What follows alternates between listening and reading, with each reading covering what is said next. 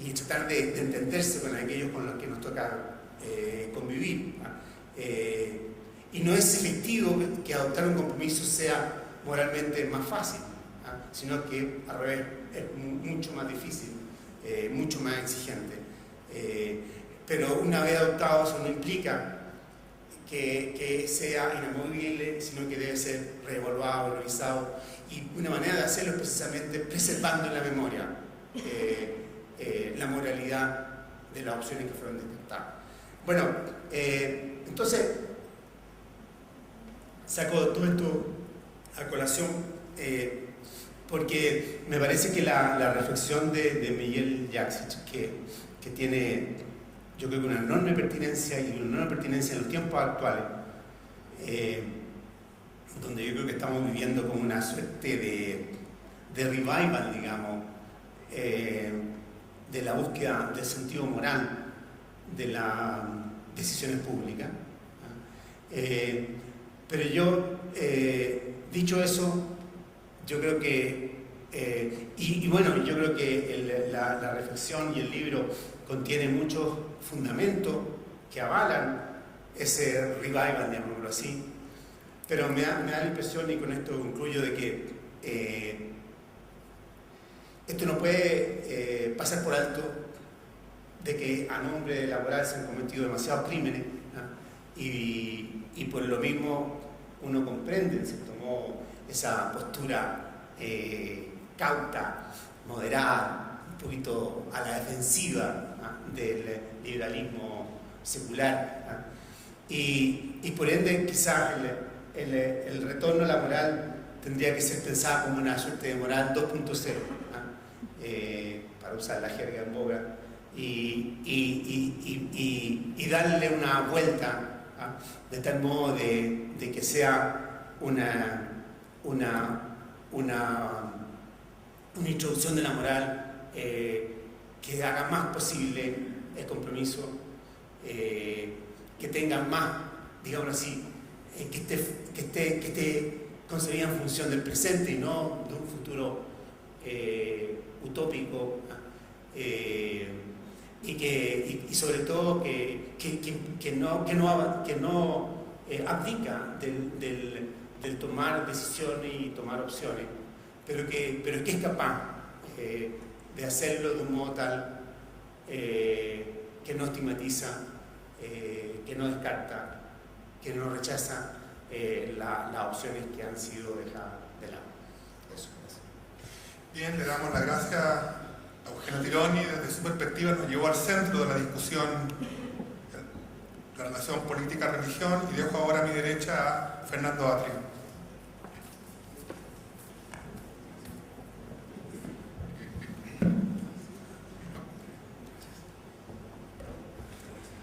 Buenas tardes. Quiero primero que nada agradecer la invitación, y quiero agradecerla especialmente porque mi comienzo va a ser un comienzo un tanto poco cortés, porque a mí siempre me ha parecido que es un poco pedante el filósofo típicamente analítico que llega a una conversación en que hay gente que está discutiendo acaloradamente cuestiones que parecen importarle mucho a ellos, y pregunta y dice: yo no entiendo lo que significan las palabras de las que ustedes están hablando, insinuando que la conversación anterior ha sido una conversación en que ha habido mucha confusión.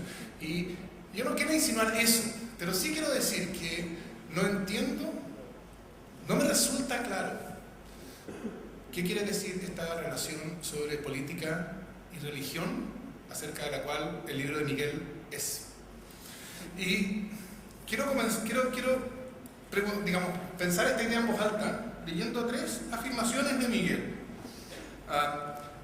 Una, él dice: agudos asuntos políticos, sociales y éticos como el estatuto moral del embrión, el aborto, el fin de la vida y la justa distribución de los bienes necesarios para la existencia muestran cómo las convicciones religiosas de hecho juegan un rol mayor en la conversión pública al nivel de la sociedad civil. Hay agudos asuntos públicos. El estatuto moral del embrión es un agudo asunto público, el aborto es más o menos el mismo, ¿no? El fin de la vida y la justa distribución de los bienes son asuntos públicos urgentes. Pero ¿en qué sentido la manera en que se discuten esos temas muestra cómo las convicciones religiosas, de hecho, juegan un rol mayor en las discusiones públicas. Después tiene una en que la lista cambia subrepticiamente, porque ahora es particularmente en los casos relacionados con las preguntas últimas de la existencia, tales como el origen y fin de la vida. Claro, sale la repartición de los recursos, y la verdad es que en mi experiencia, al nivel en que hay un nivel en que yo sé lo que está diciendo, ¿no? Estoy tratando de provocar la pregunta. A ese nivel, la distribución de los recursos allá era como raro, ¿no? No, sí, el aborto sí, el fin de la vida sí, la distribución de los recursos, bueno, menos evidente que sea discutido en términos que sean clasificables como religiosos. Y después la última, en la cual yo simplemente me permito estar en desacuerdo con Miguel, por no decir que cuando la leí me solivianté. Donde dice, en Chile, aquellos que se quejan cuando la Iglesia asume una posición pública, por ejemplo, en contra del aborto, sin embargo celebran el rol público que esa misma Iglesia jugó durante el régimen de Pinochet.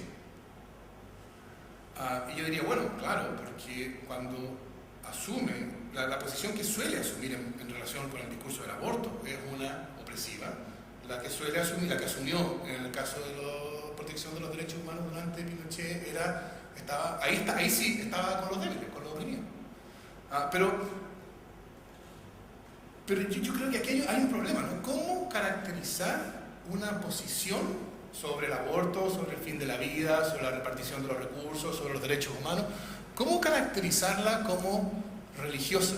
Y yo creo que la pregunta, el problema de identificar qué tiene de religioso una postura religiosa, aparece cuando uno nota que hay una cierta asimetría entre el discurso, la identificación de una posición como religiosa al interior del grupo de que se trata, al interior de la Iglesia Católica, por así decirlo, y al exterior. Porque al interior uno no diría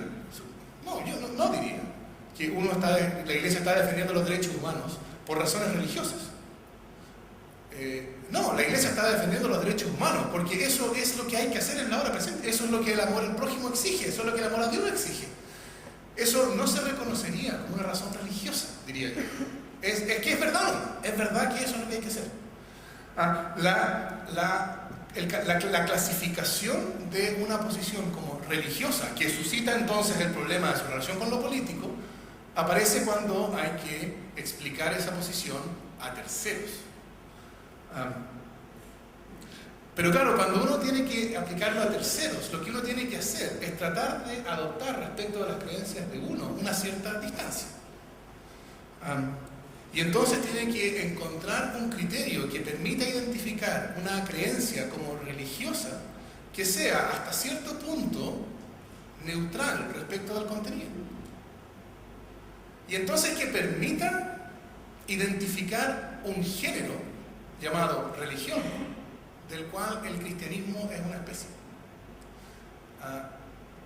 Y cuando uno empieza a tratar de hacer eso, creo yo que uno está sorprendentemente cercano de lo que gente mucho más autorizada que yo, por supuesto, ha llamado idolatría. Déjenme leerles un pasaje de Juan Luis II, que por supuesto seguro que muchos de ustedes conocen mejor que yo. Nuestra reflexión, dice Segundo, comienza interesándose mucho más en la antítesis aparentemente pasada de moda, fe e idolatría, que en la aparentemente actual antítesis fe-ateísmo.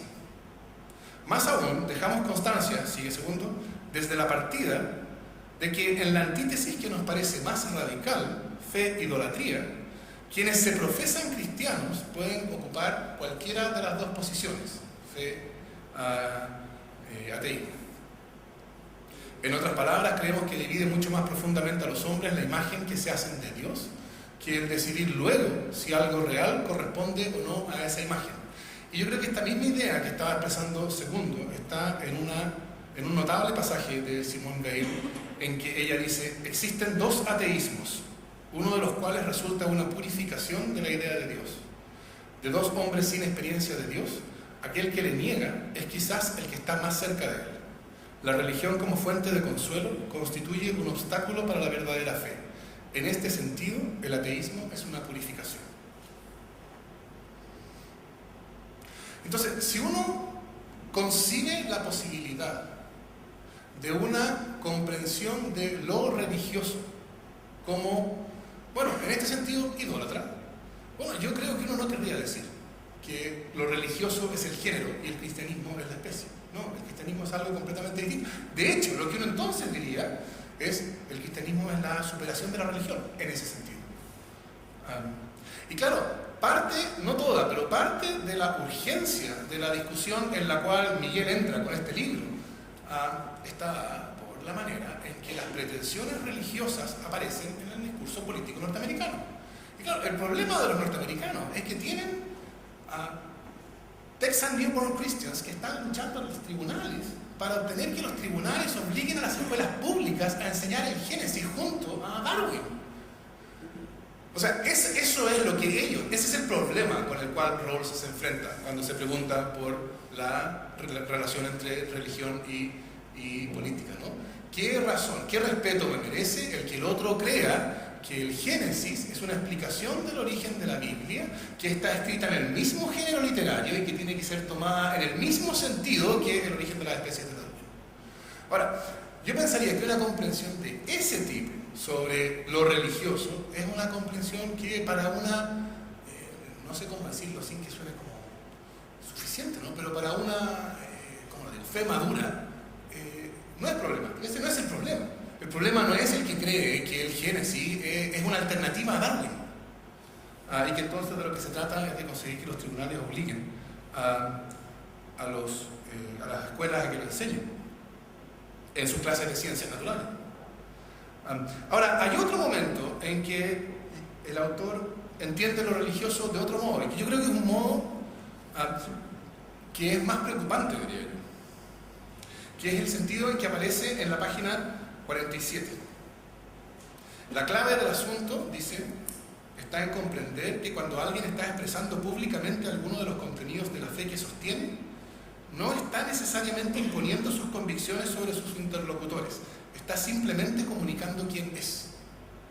Y claro, como dado el énfasis en la negativa inicial, no está imponiendo sus convicciones sobre sus interlocutores, este es un pasaje que parece dejar un espacio para la apelación a lo religioso en una política democrática, pero está simplemente comunicando al otro quién es. Es decir, lo que no está, diría yo, lo que llama la atención ahí que no está tratando de encontrar con el otro lo que es verdad. Que es lo que yo pensaría que uno está haciendo. Está tratando de convencer a la gente de la CNI que uno no anda torturando al prójimo, porque esa no es la manera de amarlo. Y amar al prójimo, no es que yo tengo que amar al prójimo porque me lo mandó Dios, ¿no? No es, digamos, si uno le preguntan por qué, uno no daría una respuesta, diría yo, que fuera explícitamente religiosa. Entonces, si lo que yo hago cuando comunico los fundamentos que tengo para mi creencia es simplemente decir quién soy yo, lo crucial es que la comunicación con el otro resulta cortada, porque el otro siempre puede encogerse de hombro y decir, bueno, yo no soy tú, no somos el mismo.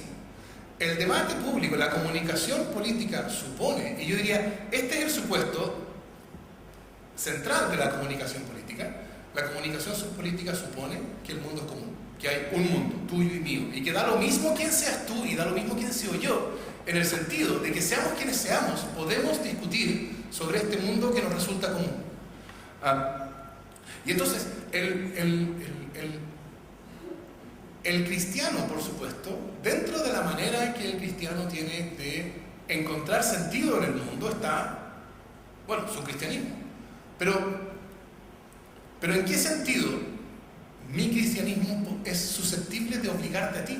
¿Por qué yo voy a apelar a mi cristianismo en un sentido en que lo que tú vas a escuchar va a ser una creencia religiosa? No, lo que tú vas a escuchar va a ser una creencia sobre qué es lo que se sigue de este mundo que es común respecto del no nacido, respecto del fin de la vida, respecto de, en fin, todas estas cuestiones en las cuales estas cuestiones aparecen. Normalmente, cuando se apela explícitamente a creencias que son claramente religiosas, estamos más bien en un caso de idolatría.